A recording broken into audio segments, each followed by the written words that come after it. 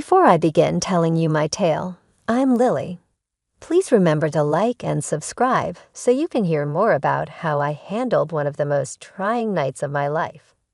I am here to relate this story that utterly changed my world upside down.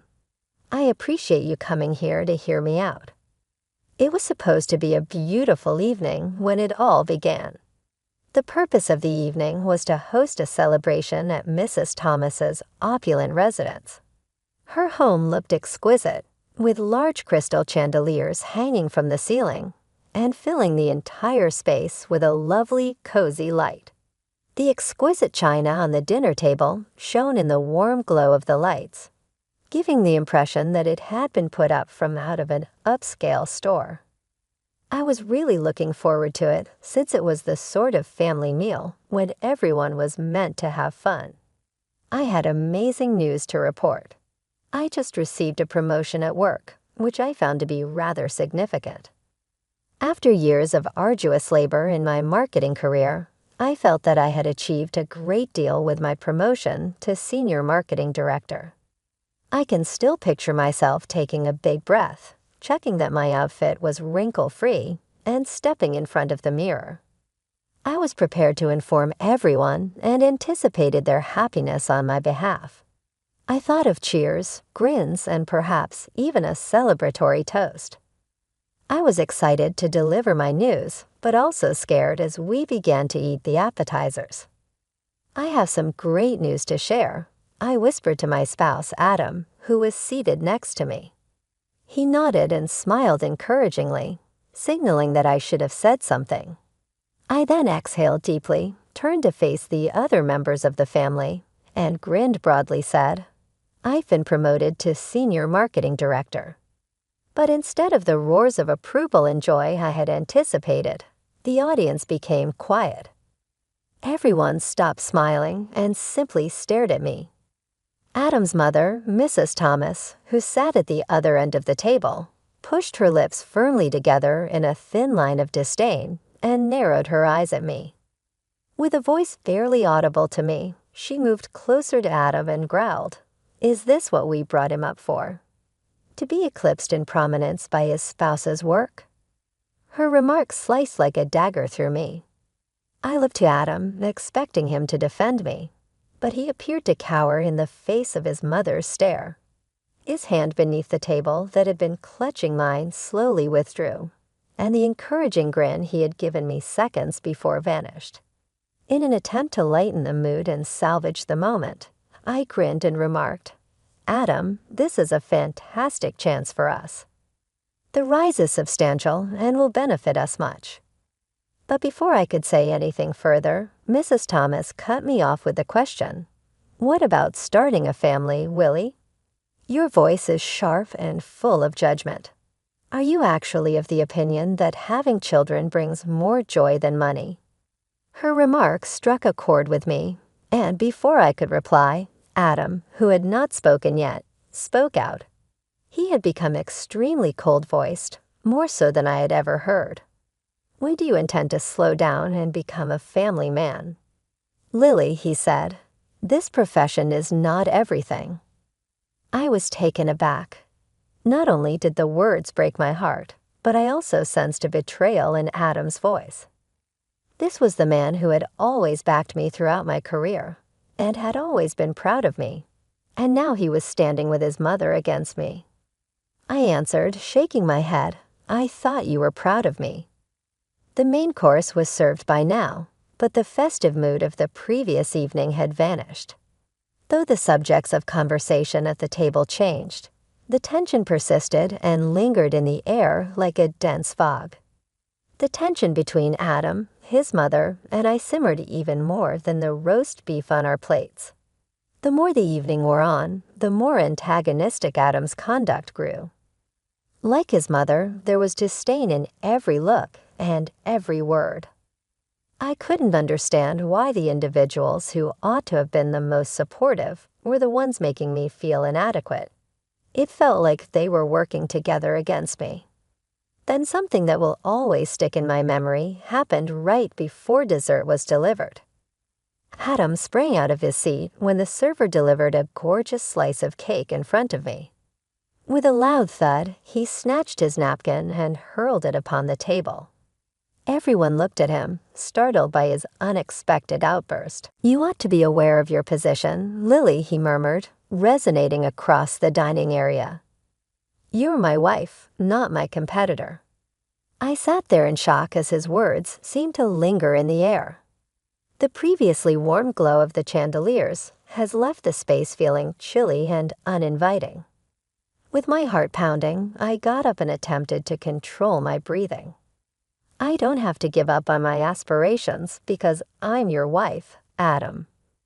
I answered forcefully, my voice trembling a little but full of resolve.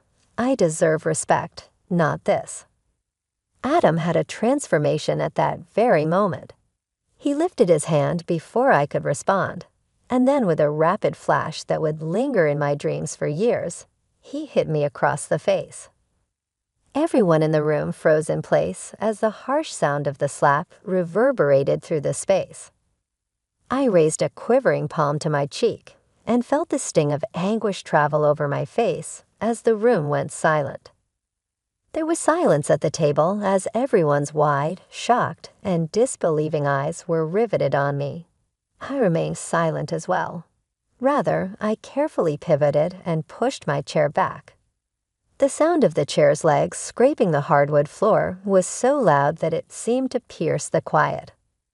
My thoughts racing, I started toward the entryway, keeping my stride steady. The sound of my heels hitting the marble floor was the only thing I could hear, like the steady beat of a drum marking my escape. I reached for my purse without glancing back, not even once. I didn't need to. I already knew what was behind me. My marriage, my life with Adam, was over. As I stepped outside, the cool night air hit my skin, and I closed the door softly behind me. The quiet click of the door closing felt like the final punctuation on this chapter of my life. It was over. My marriage was over. In that moment, standing outside in the dark, cool night, I knew I had to leave. I had to find a place where my ambitions weren't seen as something to be ashamed of, where I could breathe freely and finally be myself again. For too long, I had lived in the shadow of someone else's expectations. Now it was time to step out of that shadow and find my own way. As I drove away, I watched the house grow smaller and smaller in the rearview mirror, a strange mix of fear and relief swirling inside me. I was truly alone for the first time in a long time, but there was something else too, something new. A spark of hope, a sense of freedom. It was small, but it was there, flickering inside me like a light that had just been lit. I knew this was the beginning of a new journey, and for the first time in a long time, I felt ready to face whatever lay ahead. The next morning, I woke up in my small apartment, sunlight streaming through the windows. It felt like the first day of a new life, like everything had changed overnight. The events of the previous night still felt fresh in my mind, and yet at the same time, they seemed distant, almost like they had happened to someone else.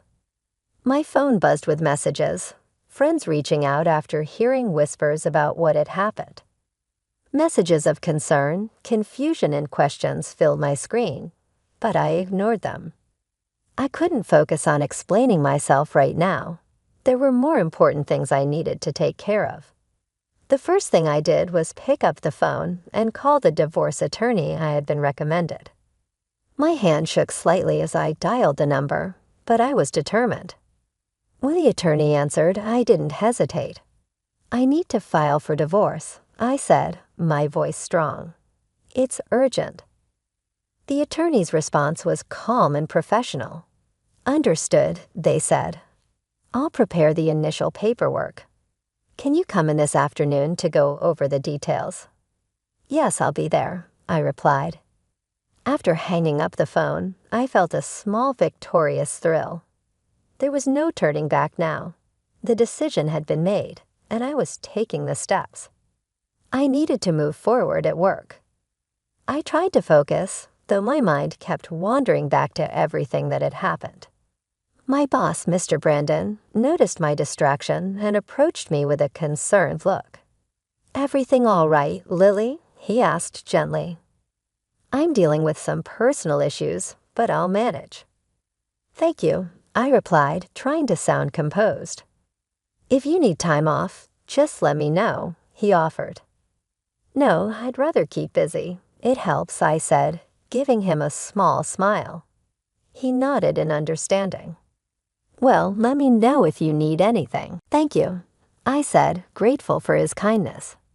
As I returned to my work, I couldn't help but feel that despite the chaos in my personal life, I was taking control. The steps I was taking were difficult, but they were necessary. It was the start of something new, and while I didn't know exactly where this new path would take me, I was ready to find out. I threw myself into my work, finding comfort in the familiar tasks that helped keep my mind off everything going on in my personal life. The routine of my job was a welcome distraction, and my coworkers were incredibly supportive, which made it easier to breathe, even when the weight of my marriage falling apart felt overwhelming. "Hey Lily, I heard about last night. Are you okay?" Mary, one of my closest friends at work, asked me, her voice filled with concern. "It's been tough, Mary," I admitted, trying to keep my voice steady, "but I'll get through it." Mary gave me a reassuring smile.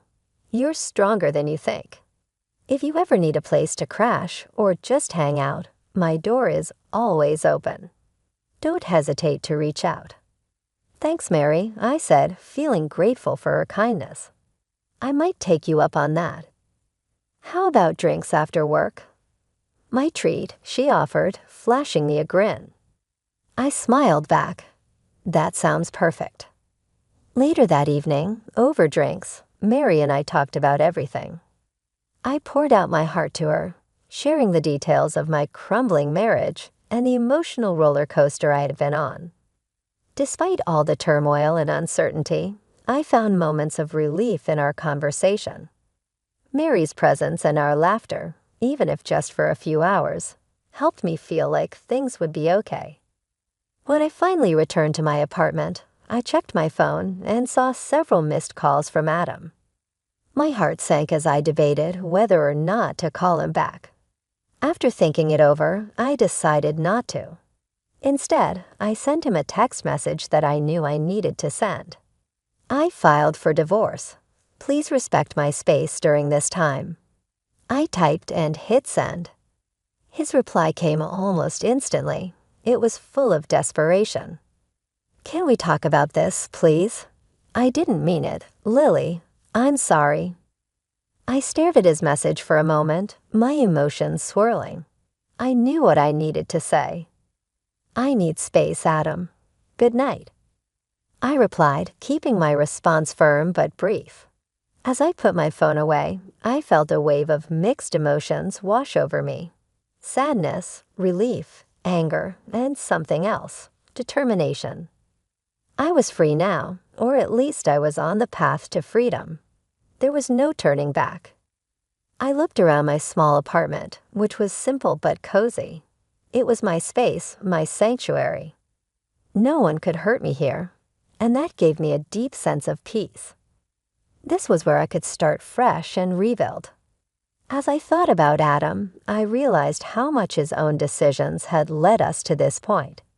His mother's toxic influence had clouded his judgment, and in the end, he had pushed me away. It was sad, really, that he had let himself get caught up in someone else's views. But that wasn't my burden to carry anymore.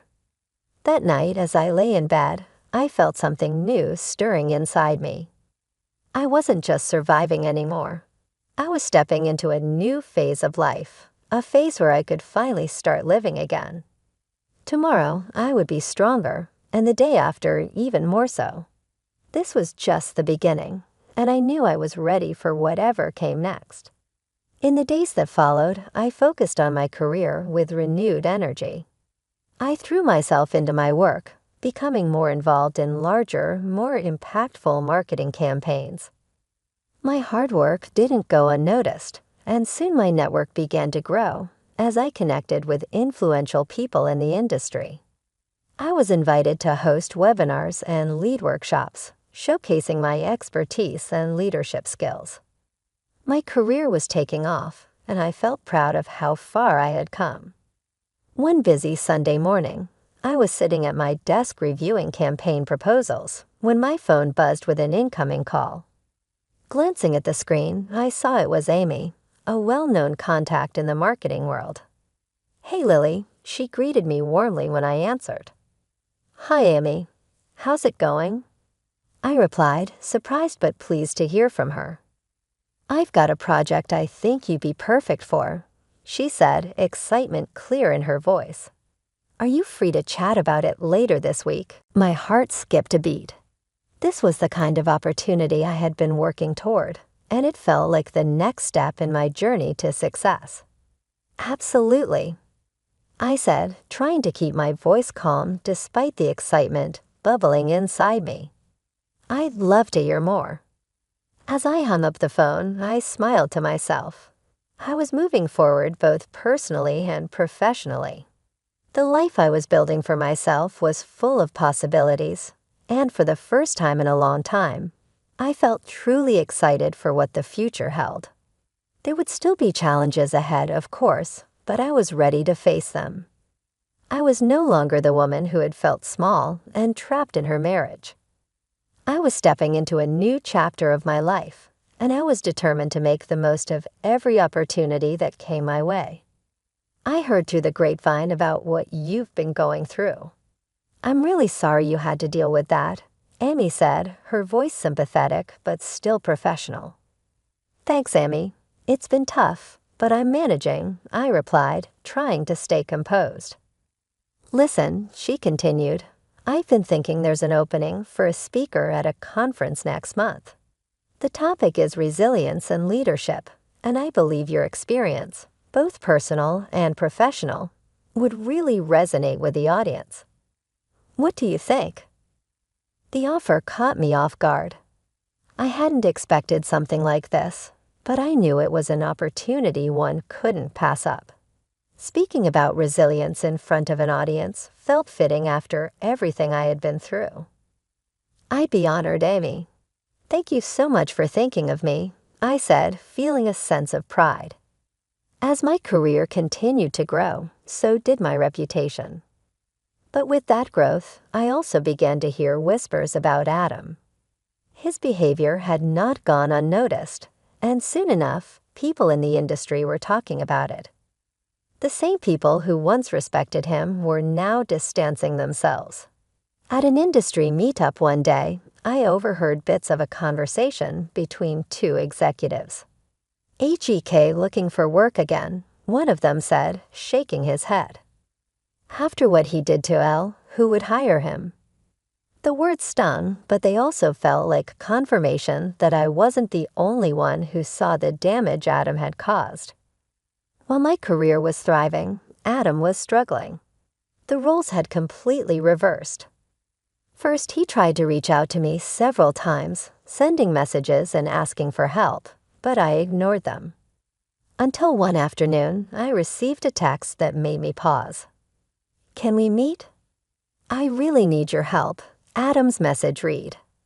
Against my better judgment, I agreed to a brief coffee meeting.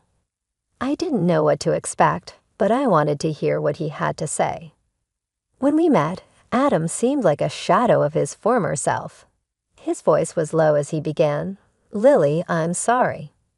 I was wrong. I've lost so much. I can't find work anywhere. It's like all the doors are closed to me." I listened, feeling a mix of emotions. Part of me felt sorry for him, but another part of me remembered everything that had happened. "I'm not in a position to rewrite the past, Adam," I said softly but firmly. "You made certain choices, and now you're facing the consequences of those choices. I know, but you could help me. You could talk to people, tell them I've changed," he pleaded. I shook my head gently. "The professional community talks, Adam. People know what happened. This isn't just about me anymore. It's about the choices you made, and people see that. As I left the cafe, I felt a strange mixture of pity and resolve. Adam was learning a hard lesson, one about respect and the long-lasting consequences of his actions. It was a lesson he had brought upon himself, and there was nothing I could do to change that. Back at work, I threw myself into my projects with renewed energy. My experiences, as painful as they had been, were now a source of strength. I was determined to use them to help others. It was bittersweet realizing that sometimes the hardest personal trials could lead to the greatest professional triumphs. With my divorce finally finalized, I felt a sense of relief wash over me.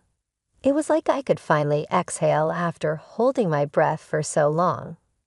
This new chapter of my life wasn't just about moving on. It was about taking everything I had learned and using it to fuel my future. At work, my role expanded beyond my usual responsibilities. I started a mentorship program for young women in marketing. I wanted to give back to help others navigate the challenges I had faced, both in my career and in life. My own experiences of overcoming adversity drove me to create a space where these women could feel supported and empowered. One day during a mentorship session, I met Lauren, a bright and ambitious intern who reminded me a lot of myself at her age. She was eager to learn and filled with potential. During one of our conversations, she looked up at me with curiosity, her notebook in hand, ready to take notes. "Lily, how do you handle criticism, especially from people who think you don't belong?" she asked earnestly. Her question made me pause. I thought back to all the moments when I had been doubted or questioned, both in my personal life and in my career. The answer wasn't easy, but it was something I had learned through experience. You have to remember that criticism often says more about the person giving it than about you. I told her there will always be people who think you don't belong or who doubt your abilities, but it's up to you to prove them wrong by staying true to yourself and your goals. Don't let their opinions define you. You belong where you are, and the only person who needs to believe that is you. Lauren nodded, a thoughtful look crossing her face. "Thank you, Lily, that really helps." I smiled, feeling proud not only of the progress I had made in my own life, but also of the impact I could have on others. This was the new chapter I had worked so hard to create, and I was ready for whatever came next. I smiled at Lauren, encouraging her. You listen, you learn, and then you let your work speak for itself. Never let someone else's doubts become your reality. Instead, use those doubts as fuel to work even harder. Lauren nodded quickly, scribbling down notes. "But what if it gets really tough?" she asked, looking up at me. "Then you reach out," I said. "Lean on your network, find mentors, and never be afraid to ask for help. We're stronger together." I emphasized the importance of having support during challenging times. The mentorship program wasn't the only bright spot in my life. My social circle had also grown, and I was often invited to speak at industry events and social gatherings where I shared my story and the lessons I had learned. At one such event, a networking dinner for top marketing professionals, I was approached by Scott, a former colleague who had heard about my recent achievements. "Lily, I have to say, your talk was really inspiring," Scott said with admiration in his voice. "How do you keep pushing forward after everything?" "It's about not letting your past define your future," I replied, acknowledging his compliment. "Every challenge is just another stepping stone to something greater."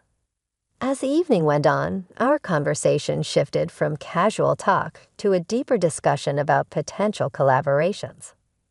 "Lily, have you ever thought about writing a book?" Scott suggested. "Your story could inspire so many people." The idea intrigued me. By the end of the night, I had exchanged contact information with a publisher who was also at the event. It seemed like every social interaction was opening new doors for me, a clear sign of how far I had come. I couldn't help but feel proud of the progress I had made, both personally and professionally. As I continued to grow in my career, my confidence soared. I was leading workshops, running marketing campaigns, and becoming a voice for resilience and empowerment in the marketing world.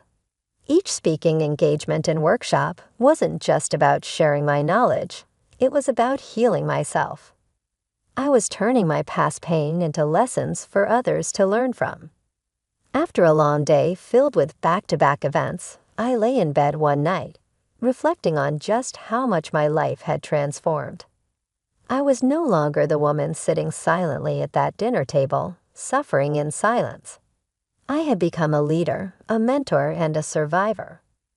I had taken the difficult moments of my life and turned them into something meaningful. This wasn't just a new beginning for me. It was a vibrant continuation of a journey that I was proud to call my own. Months went by, and the memories of my past with Adam had faded into the background, overshadowed by the busy and fulfilling life I was living. I was focused on my future, and the echoes of that time were barely a whisper. But one afternoon, during a coffee meetup with Isabella, a mutual friend, those old echoes came back to life. "Lily," Isabella began cautiously, "Adam's been asking about you. He really struggling, says he regrets everything." I sipped my coffee, letting her words sink in.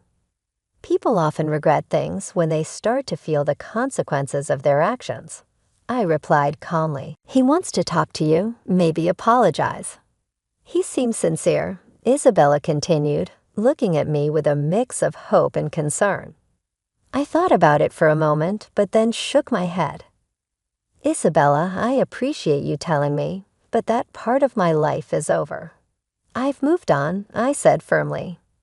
There was no room in my life for looking back. My focus was on the future, on the new opportunities and relationships I had built. Isabella nodded, understanding the finality in my words. We quickly changed the subject, leaving the past where it belonged, behind me.